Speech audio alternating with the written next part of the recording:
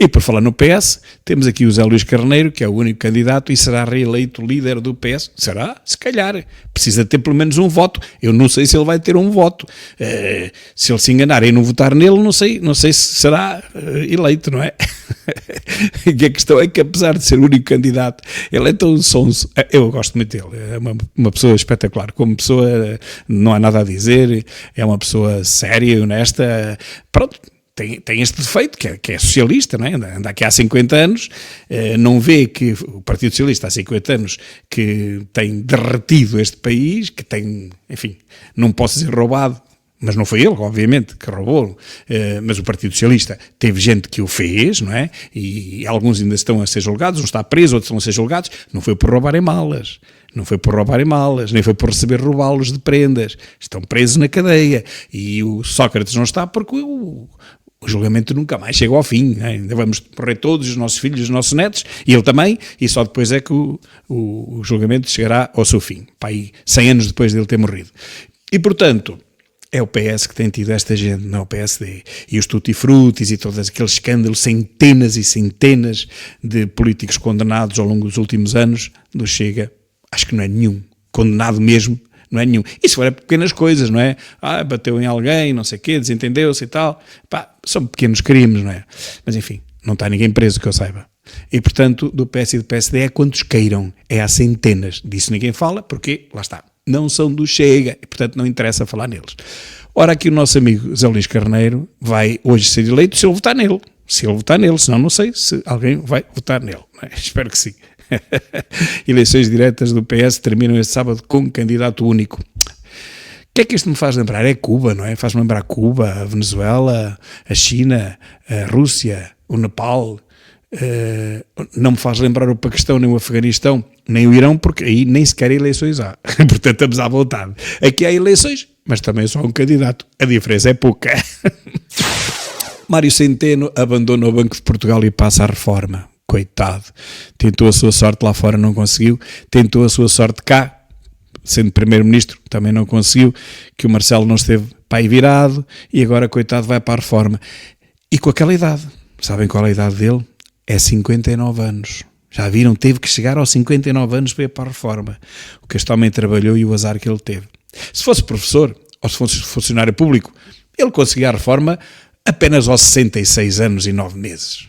Mas como é um funcionário público especial, teve que trabalhar até aos 59 anos para conseguir a reforma. E eu a pensar que a idade da reforma dos funcionários públicos era aos 66 anos e 9 meses.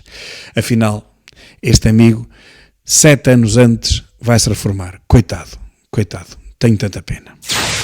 Mas deste não tenho pena nenhuma, porque este sabe mais que a Amália. Este sabe muito. Não tem tido muita sorte, porque cada vez que Trump é Presidente da América, corta-lhe as vasas, fecha-lhe a torneira e depois ele anda ao rito ao ano a pedir dinheiro a toda a gente. Eu acho que até ao Irão ele já pediu dinheiro. Se não pediu, deu a entender que estava receptivo. Mas pronto, não vamos falar nisso outra vez. Mas António Guterres recorda que existem diversas vias diplomáticas à disposição das partes. Mas quais partes? É que ele vem dizer que não há saída militar no Líbano e apela ao diálogo. Não, o Líbano, nem o Irão, nem sei porque é que eles escreveram o Líbano. O que ele disse hoje foi que a guerra tinha que terminar. Condenou o ataque dos Estados Unidos e de Israel ao Irão, ou seja, à Pérsia. Vou passar a chamar-lhe Pérsia, que era o nome daquele país toda a vida. Foi há 5.000 anos que aquilo é Pérsia, mas enfim, a maluqueira deu-lhes para mudarem de nome àquilo. Lembram-se dos tapetes persas, lembram-se do Aladim. É o que era o Irão hoje, mas enfim. Então diz que não há saída militar e, portanto, ele apela ao diálogo. Mas que o amigo Hugo da ONU, ele há tantos anos que anda a alertar e a apelar e a chamar a atenção para os milhares de holocaustos climáticos e aos milhões de vidas que já se perderam, vidas esturricadas, como nós sabemos, esturricadas com o calor até no pico do inverno, aqueles milhões de pessoas que já morreram, no dizer dele, ou que iam morrer no ano seguinte, portanto já devem ter morrido a esta hora, e o mar que já aumentou centenas, já elevou o nível centenas de metros que o mar já elevou, porque porque ele também já tinha alertado para isso aqui há uns anos atrás, que o mar ia subir 6 metros, que ia subir 10, que ia subir 12, portanto já deve ter subido, e portanto nessa altura já devemos ter centenas de cidades debaixo d'água, não é? Devemos ter, porque ele anunciou isso há 20 ou 30 anos e era para logo a seguir. Portanto, uma pessoa tão consciente, tão certa do que vai acontecer, cientificamente certa, não esqueçam disso. Não. Ele e os 1000 euristas que recebem 1000 euros para dizerem isto, não posso, esta parte não posso ser, peço desculpa, depois apaguem, está bem? Quando chegar a esta parte dos 1000 euristas que se fazem passar por cientistas, quando chegar a esta parte vocês depois apagam com uma borracha, faz favor. E ninguém lhe liga.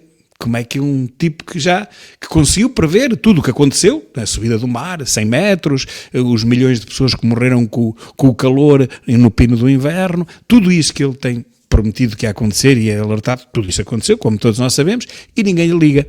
A única coisa que ele conseguiu fazer até hoje com todos estes alertas foi realmente meter uns milhões ao bolso da ONU, bem entendido, da ONU, não foi de mais ninguém, está bem? Gugu da ONU, o pior português de Portugal. E vamos para o melhor português de Portugal. Não pode tudo correr mal na nossa vida, tem que haver alguma compensação. E temos aqui então André Ventura, que diz que não queremos que os estrangeiros não tenham direitos. Não, nós o que queremos é que os estrangeiros não tenham mais direitos que os portugueses. Querem ouvi-lo? Vamos ouvi-lo um bocadinho. Os melhores países do mundo não são aqueles como a China e a Venezuela e a Coreia do Norte. Aí, na RSIs há. Nós não queremos, Sr. Deputado Alfredo Maia. Eu sei que o ódio ao estrangeiro é este, muito próprio dessa extrema-esquerda. Nós não queremos impedir que ninguém tenha direitos. Nós queremos é que o estrangeiro não tenha mais direitos do que o português que contribuiu a vida toda para este país. Ora, é difícil perceber isto? É difícil. E é isto que eles não gostam de ouvir. Nós não queremos tirar direitos a ninguém, mas onde há direitos também tem que haver deveres. E essa parte é que eles esquecem.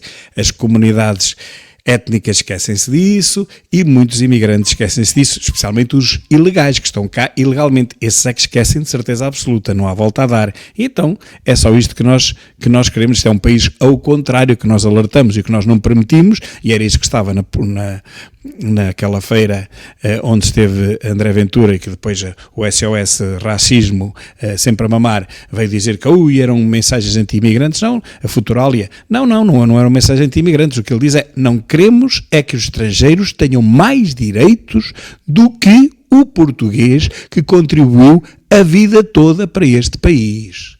Quem é que não concorda com isto? Então os portugueses que contribuíram a vida inteira para este país, querem médico, não têm, querem uma consulta, não têm, querem uma operação, lista de espera. Até os doentes oncológicos têm listas de espera que nunca mais acabam. Estão à espera que eles morram. Quantos é que já morreram à espera da sua vez? Quantos? Então, mas isto é o quê? Isto é um país da Europa ou é um país lá da Ásia recôndita que ninguém conhece? Isto é o Nepal? É o Bangladesh? Não é o Bangladesh, isto é Portugal, então as coisas têm que funcionar, porque os portugueses descontaram a vida inteira, descontaram para a Segurança Social também. Então quando chega ao fim da vida, que é a hora deles usufruírem alguma coisa, de ver se conseguem prolongar a vida um pouco mais, apesar das dificuldades da vida, apesar de terem reformas de miséria, lá está, outra desgraça, tiveram a vida toda a contribuir e depois chega a altura de usufruírem qualquer coisa que já não podem trabalhar mais, têm meia dúzia de centenas de euros por mês, que não se consegue viver com isso, não se consegue pagar uma renda de casa em Lisboa com uma reforma, nem com 2 e nem com 3, não é? 1000 e tal euros, uma renda de casa por mais humilde que seja em Lisboa. Então a reforma dos idosos é quanto? 500, 550, 600 se tiverem sorte. Como é que conseguem pagar uma renda de casa? Porque são rendas antigas. Pois é, mas enfim, quando eles nos deixarem, aquelas rendas, apesar de serem antigas e as casas serem antigas, não vão continuar a custar 200 e 300 euros, como eles, coitados, ainda têm essa sorte de poder pagar por serem rendas antigas e estarem alugadas há dezenas de anos. Essa mesma casa antiga e obsoleta vai custar 10 vezes mais, porque vai receber quem? Os imigrantes, e muitos deles ilegais. Não vai receber uma família, vai receber o equivalente a 4 ou 5 famílias, cada uma a pagar 300 euros, façam as contas. Cada imigrante vai pagar tanto como paga agora uma família de idosos, ou quando pagam um idoso, precisamente nessa mesma casa. Uma casa que tem 300 euros de renda vai passar a ter 3.000. com a maior das facilidades, e todos sabemos que assim é. Pronto, é isso que nós não queremos. Não queremos que os imigrantes, os estrangeiros, tenham mais direitos do que os portugueses que toda a vida trabalharam para este país e descontaram. E já agora permitam-vos que vos diga uma coisa para terminar. Eu e mais uns colegas meus, professores, estivemos outro dia a falar de um assunto que é chocante. Estamos a falar de Ceia, Serra da Estrela. A maior parte, e todos os que eu conheço, todos os meus colegas que eu conheço como professores aqui em Ceia, que têm filhos já a trabalhar, sabem onde é que eles estão? Todos no estrangeiro. Todos. O único que tem a sorte de ter os filhos em Portugal, e são 3, sou eu. Mas não estão aqui, claro, estão em Lisboa. Mas estão em Portugal. A maior parte, e eu acho que são todos, porque estivemos a contá-los, e são todos, estão todos no estrangeiro. Ou seja, foram licenciados em Portugal. Muitos são autênticas cabeças. Os melhores alunos que passaram naquela escola secundária, está tudo no estrangeiro a trabalhar. A ganharem bom dinheiro, é claro, mas quem é que os formou? Foi Portugal. As universidades que os formaram, as portuguesas, com que dinheiro? Com o dinheiro dos impostos dos portugueses. E onde é que eles estão agora? Estão a contribuir em Portugal? Estão a agradecer em Portugal? Não, mas não é que eles não queiram, é que lá fora dão-nos muito mais. Países estrangeiros estão a usufruir da sua inteligência que não pagaram, dos seus conhecimentos que não pagaram, das suas perícias, skills que eles não pagaram. Eles recebem o melhor que há em Portugal e recebem de borla, sem terem gasto um tostão na formação destes engenheiros, destes médicos, destes enfermeiros, destes economistas que estão lá fora, portugueses, filhos de professores portugueses, e estão todos a trabalhar no estrangeiro. Isto é a ruína de um país, meus caros. Não é preciso ser muito inteligente para perceber isto. Quando os nossos melhores estão no estrangeiro a contribuir para o desenvolvimento daqueles países que já são muito mais desenvolvidos do que nós.